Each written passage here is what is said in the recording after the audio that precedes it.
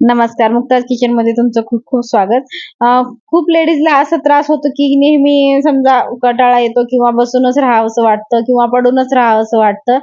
कारण हे काही असं स्वतःच ठरवलेलं नसतं, कारण ते एक प्रकारचा आजारच आहे.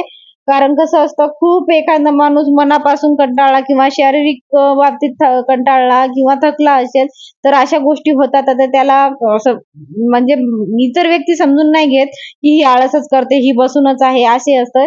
पण तसं नसतं ते, कारण तोही व्यक्ती किंवा ती जी काही लेडीज आहे ती थकलेली असते, म्हणून ती खाली बसलेली असते, थोडं लोळत असते किंवा कुठं बसत असते.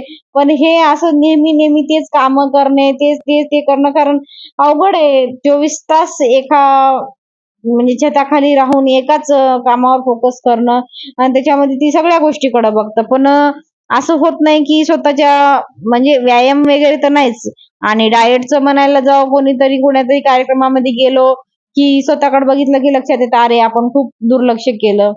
मग असं असतं. असं होण्यापेक्षा मला तर वाटतं, की थोडी-थोडी काळजी आपणही स्वतःची घेतली पाहिजे. कारण आपण खूप मागे आहोत त्या बाबतीत. तर प्लीज घ्या स्वतःची काळजी